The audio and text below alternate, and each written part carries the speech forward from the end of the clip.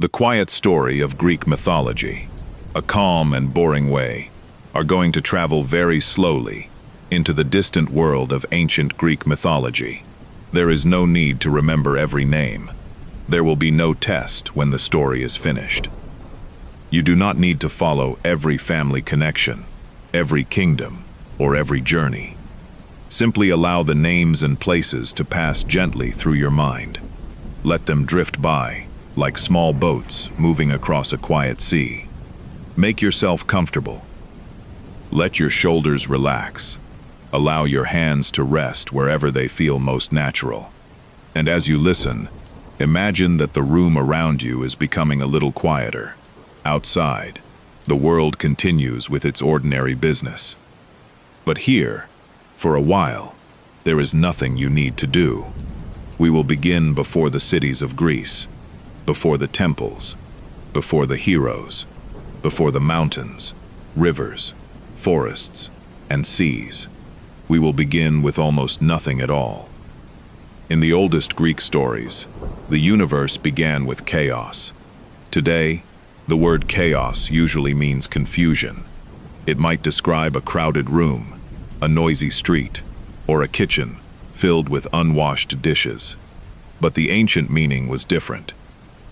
Chaos was an empty opening, a vast space without roads, walls, or borders. There was no sunrise because there was no sun. There was no wind because there was no sky. There were no waves because there was no sea.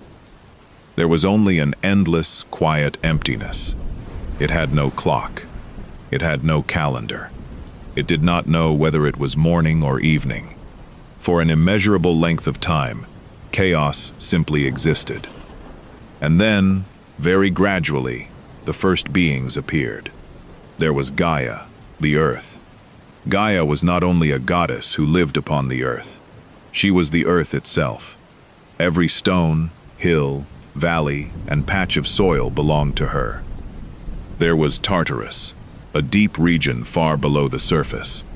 There was Nyx, the quiet darkness of night.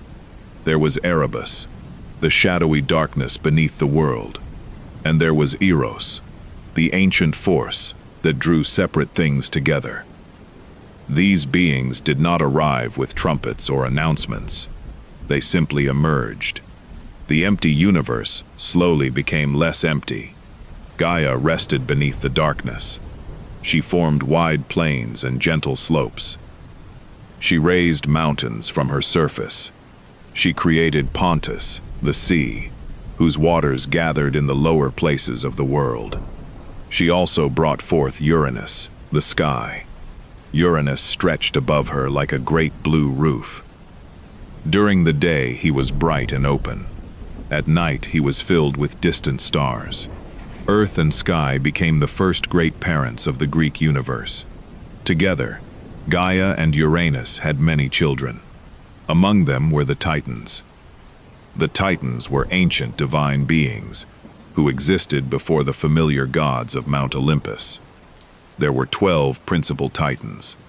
Their names included Oceanus, Coeus, Crius, Hyperion, Iapetus, Cronus, Thea, Rhea, Themis, Mnemosyne, Phoebe, and Tethys.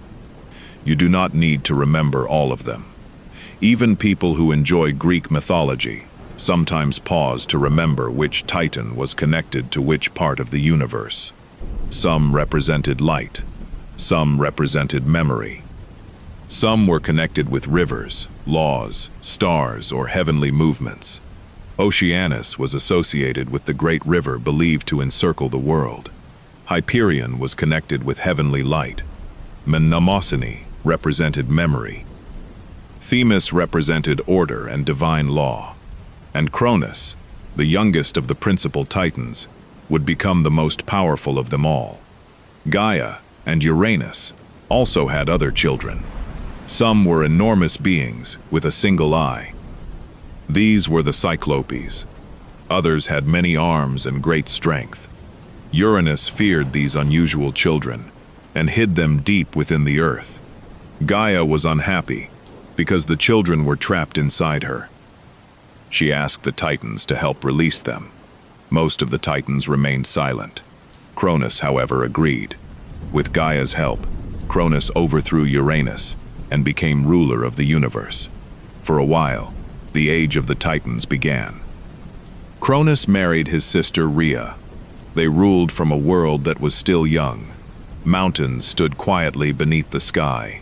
Rivers followed their new paths toward the sea. Trees covered the hillsides. And the early divine beings moved through a world without human cities. But Cronus had heard a troubling prophecy. He was told that one of his own children would overthrow him, just as he had overthrown his father. Cronus did not want this to happen. So whenever Rhea gave birth to a child, Cronus swallowed the baby.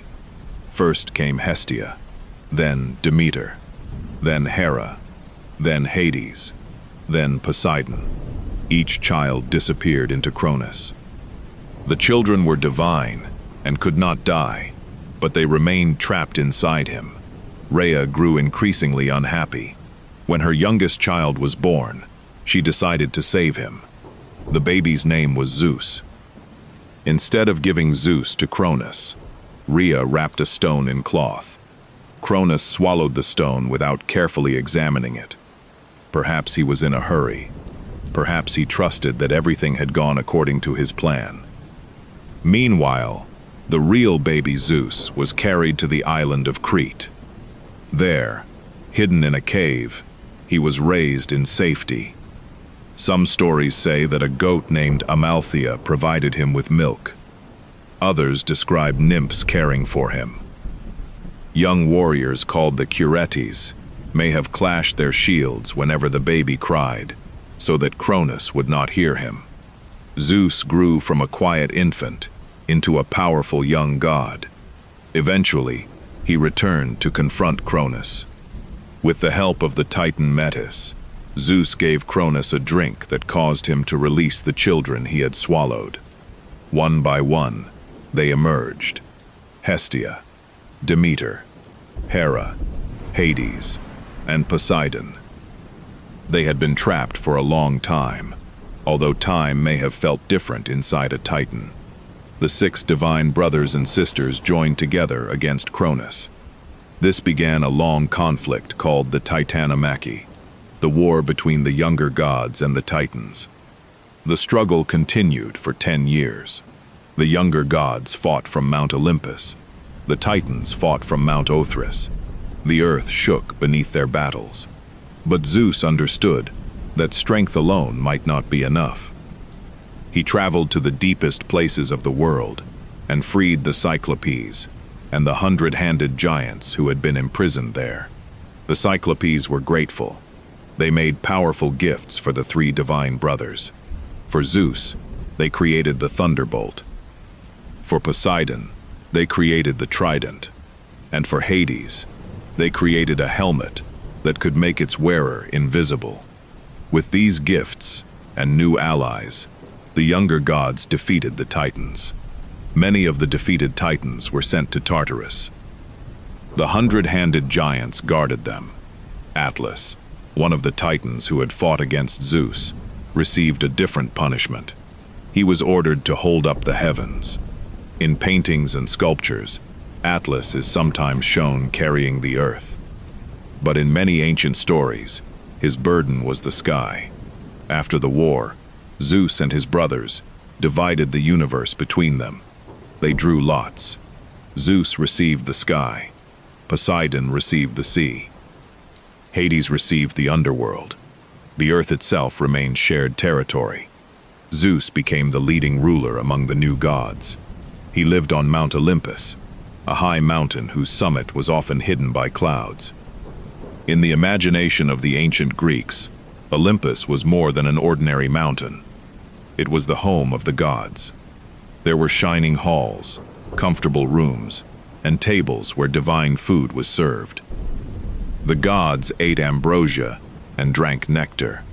They gathered for discussions, celebrations, disagreements, and long conversations about mortals. Although the Olympians were immortal, they were not always calm or wise. They became jealous. They became angry. They argued with one another. They made plans, and sometimes changed those plans. They helped mortals they liked, and caused difficulties for mortals who offended them. In many ways, the gods behaved like a very powerful and complicated family. Zeus ruled the sky and controlled thunder, lightning, and storms. He was also connected with hospitality, promises, law, and kingship. Travelers and guests were considered to be under his protection. A person who treated a visitor badly risked offending Zeus. Beside Zeus was Hera, goddess of marriage and queenship. Hera was dignified and powerful. She protected married women and royal families. However, she was frequently angered by Zeus's many romantic adventures. A large number of Greek myths involve Hera discovering another of Zeus's relationships and deciding what to do about it. Poseidon, brother of Zeus, ruled the sea. He carried a trident and traveled across the water in a chariot. When calm, Poseidon could provide smooth voyages. When angry, he could create storms and earthquakes. Sailors respected him because the sea was essential but unpredictable. A journey across the water could begin beneath a clear sky and end in violent waves. Hades ruled the underworld. He did not usually live on Olympus because his kingdom was beneath the earth. Despite later portrayals, Hades was not the Greek version of an evil spirit. He was stern, distant, and responsible for governing the dead. His kingdom had rules. Every mortal would eventually enter it, whether rich or poor, famous or forgotten. Demeter was the goddess of agriculture and grain. She watched over planted fields. The yearly cycle of growth and harvest was connected to her. Hestia was the goddess of the hearth. She was quieter than many of the Olympians. Her fire burned at the center of the household. Families gathered around the hearth to cook, talk, and stay warm. Because nearly every home had a hearth, Hestia was present in the ordinary routines of daily life. Athena was the goddess of wisdom, strategy, and skilled crafts. Her birth was unusual. Zeus had swallowed the goddess Metis after hearing that she might give birth to a powerful child. Later, Zeus developed a terrible headache. The god Hephaestus, or in some versions another divine helper, opened Zeus's head. Athena stepped out, fully grown and wearing armor. Athena was connected with thoughtful planning, rather than uncontrolled violence. The city of Athens regarded her as its protector. According to one story, Athena and Poseidon competed to become guardian of the city. Poseidon struck the ground and produced a saltwater spring, or in some versions a horse. Athena planted the first olive tree. The people chose Athena's gift because the tree provided fruit, oil, wood, and shade. The city was named Athens in her honor. Apollo was associated with music, prophecy, healing, archery, and light. He carried a lyre and was often imagined as graceful and youthful. His oracle at Delphi became one of the most important religious centers in the ancient Greek world. People traveled there to ask questions about war, travel, marriage, politics, and the future. The answers were often difficult to interpret. An oracle might give a response that sounded clear, but had more than one possible meaning. This allowed ancient visitors to leave Delphi with both guidance and another problem to think about. Artemis was Apollo's twin sister. She was the goddess of the hunt, wilderness, and wild animals. She traveled through forests with a bow. She valued independence and protected young creatures. Where Apollo was associated with music, cities, and structured knowledge, Artemis often belonged to quiet mountains and moonlit woodland. Ares was the god of violent warfare. He represented noise, confusion, and physical struggle. Unlike Athena, who represented planning and strategy, Ares represented the immediate force of battle. Many of the other gods did not particularly enjoy his company. Aphrodite was the goddess of love and beauty. One story says she emerged from the sea near Cyprus. Wherever she walked, flowers appeared. She had great influence over gods and mortals, because even the most powerful beings could become unreasonable when affected by love. Hephaestus was the god of fire, metalworking, and craftsmanship. He worked in a divine forge. There, he created armor, jewelry, tools, mechanical servants, and extraordinary objects. He was not usually described as physically perfect like Apollo or Aphrodite. He was a working god.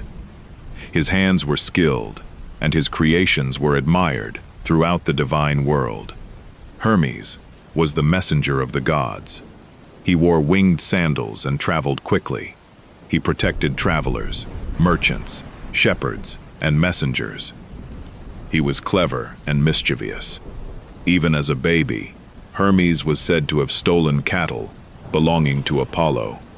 He later made peace by giving Apollo a newly invented musical instrument, the lyre. Dionysus was the god of wine, theater, celebration, and altered states of mind.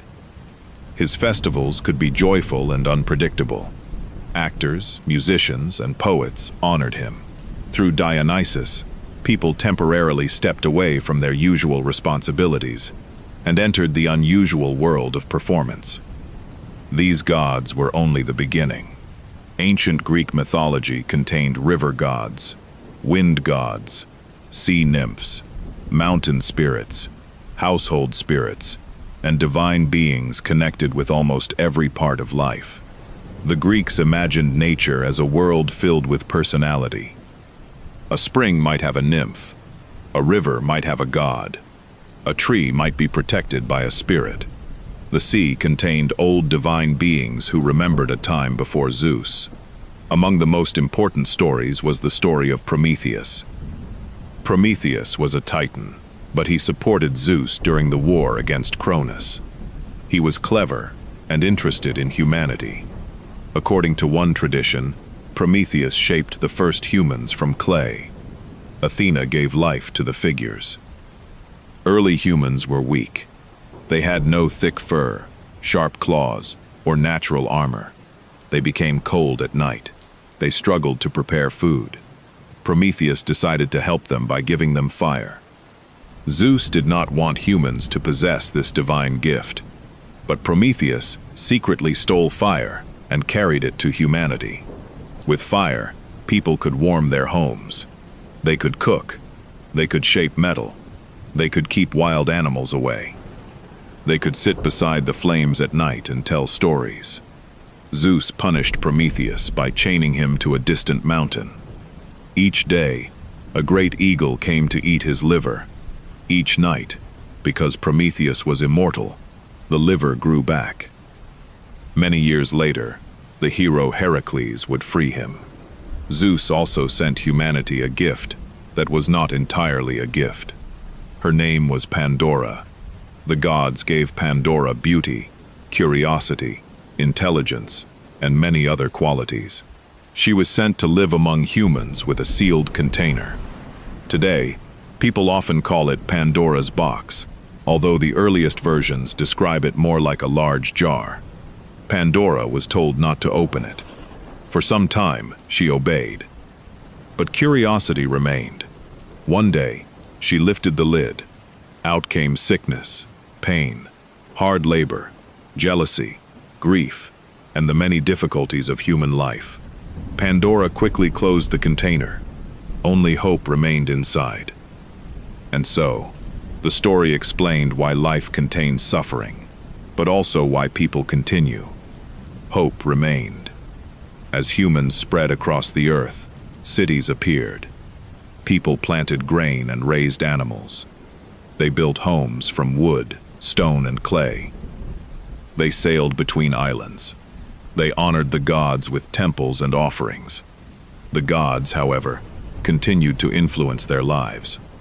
One of the gentler seasonal stories concerned Demeter and her daughter Persephone. Persephone was gathering flowers when the ground opened.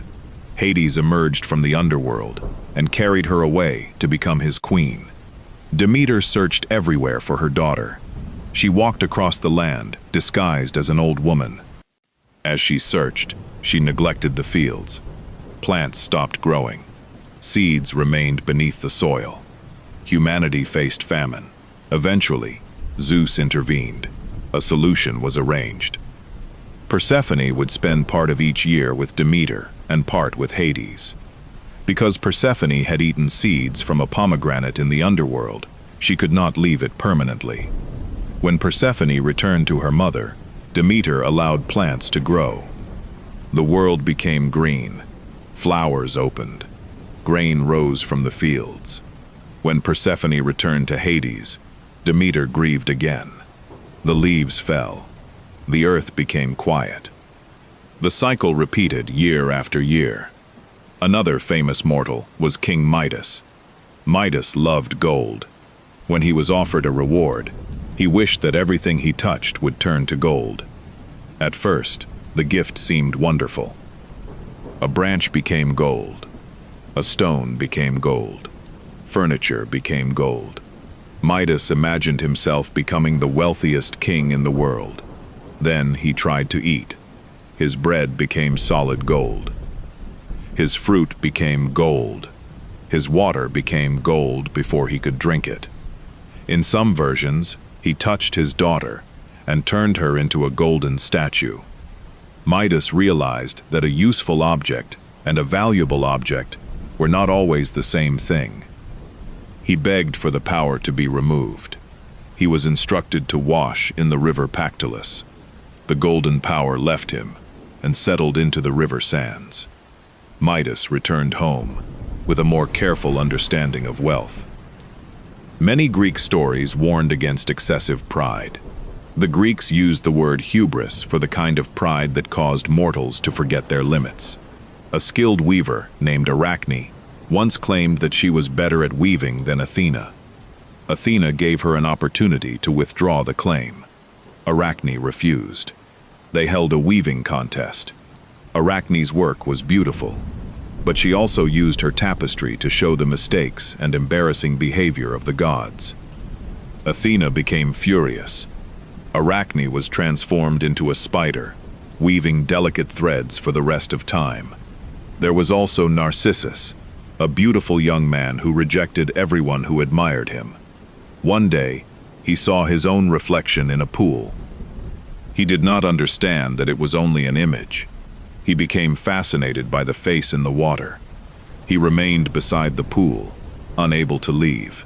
Eventually, he faded away, and a flower grew where he had been. The Narcissus flower still carries his name. Beyond the cities and temples were heroes. Some heroes were children of gods and mortals. Others were ordinary humans, with unusual courage, intelligence, or determination. Perseus was one of the earliest great heroes. His grandfather, King Acrisius, had heard a prophecy that his grandson would cause his death. To prevent this, he locked his daughter Danae away. But Zeus visited her, and she gave birth to Perseus. Acrisius placed Danae and the baby in a wooden chest and cast them into the sea. The chest floated safely to an island. There, Perseus grew into a strong young man. The island's ruler eventually ordered him to bring back the head of Medusa. Medusa was one of 3 Gorgon sisters. She had snakes for hair, and anyone who looked directly at her face turned to stone. Perseus received help from the gods. Athena gave him a polished shield. Hermes gave him a curved sword. Other divine helpers provided winged sandals, a special bag, and a helmet of invisibility. Perseus approached Medusa while looking at her reflection in Athena's shield. He avoided meeting her eyes. He cut off her head and placed it in the bag. On his return journey, Perseus rescued a princess named Andromeda from a sea monster. They later married. Eventually, the old prophecy concerning Acrisius came true, but not through murder. During an athletic contest, Perseus threw a discus. It traveled in an unexpected direction and accidentally struck his grandfather. Greek prophecies often worked this way.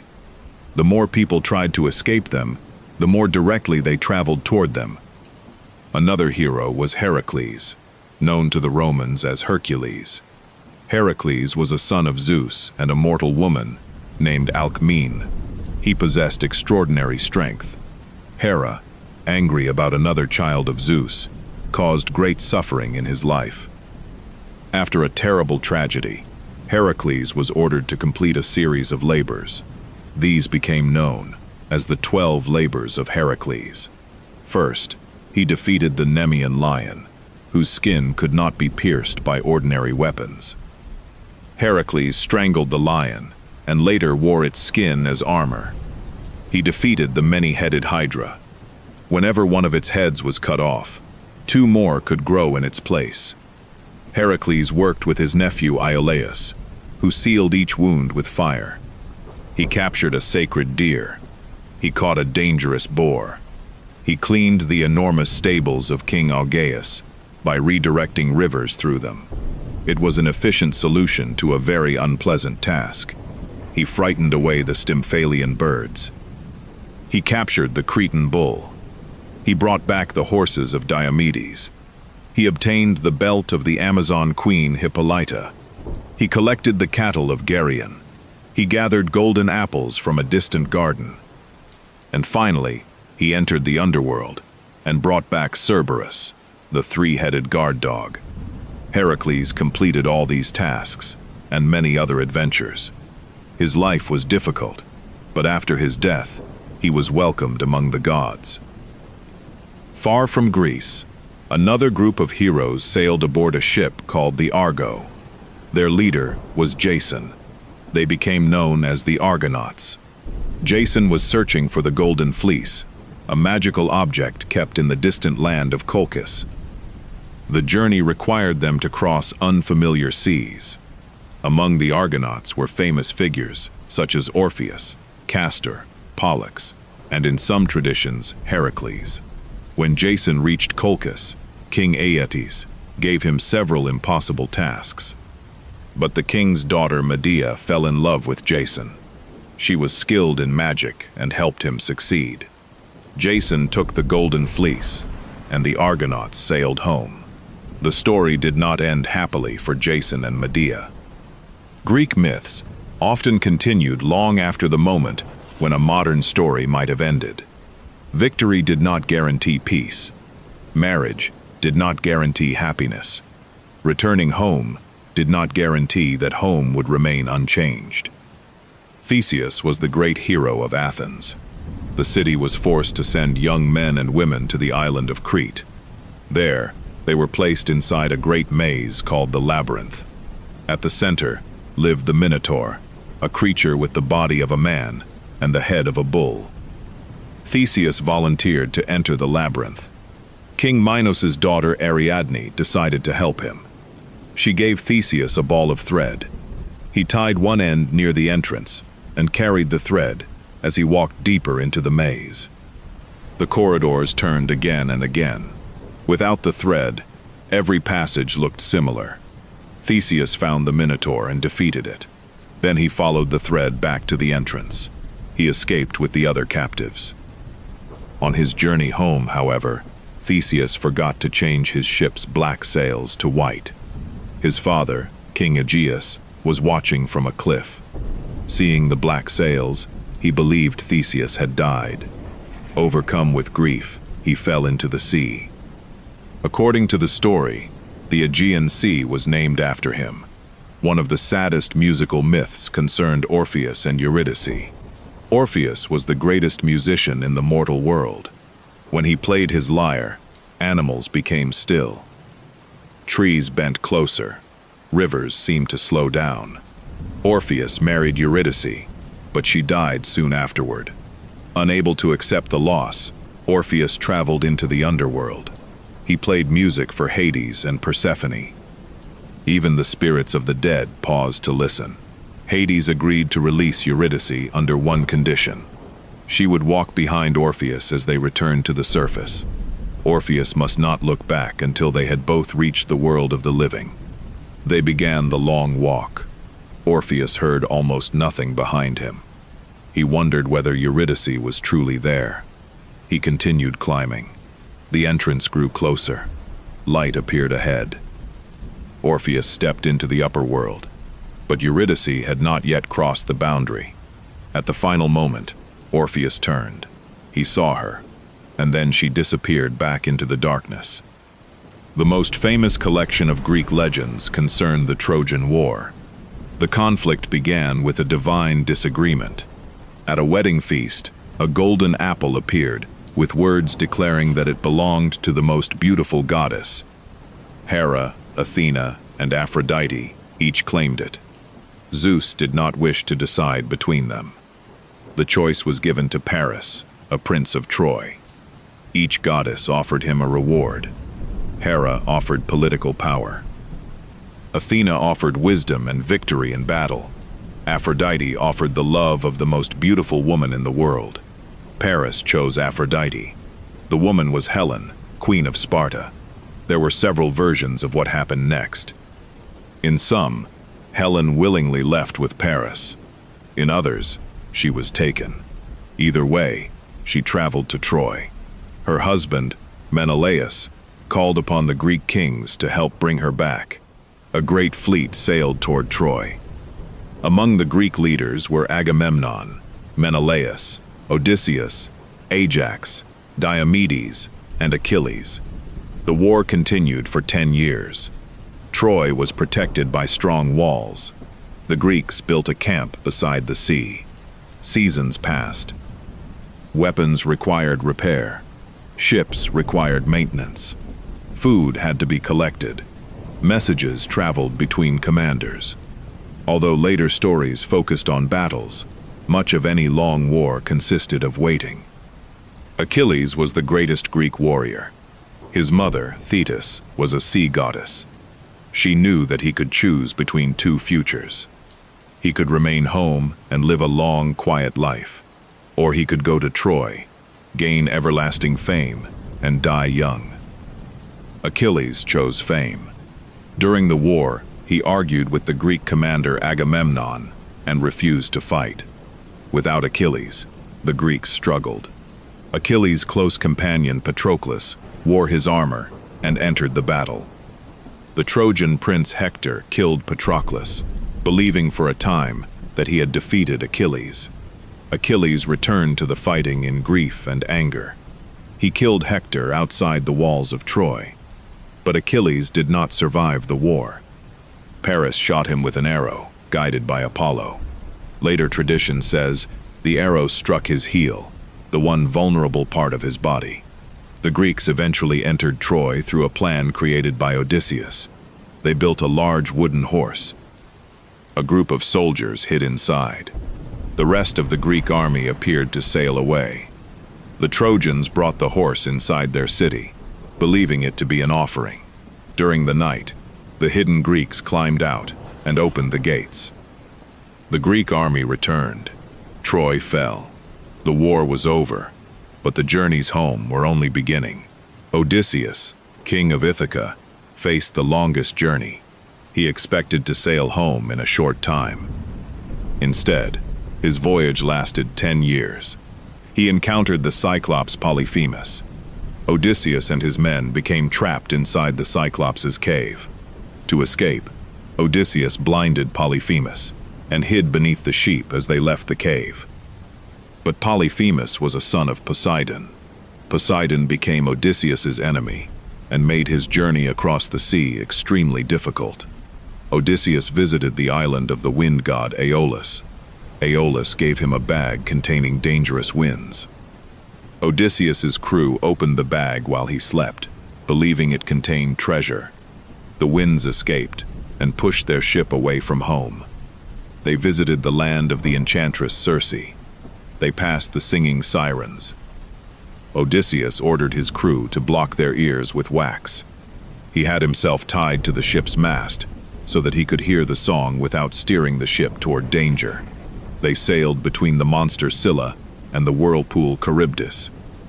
They visited the island of the sun god's cattle. Despite warnings, The hungry crew killed the sacred animals. Their ship was destroyed.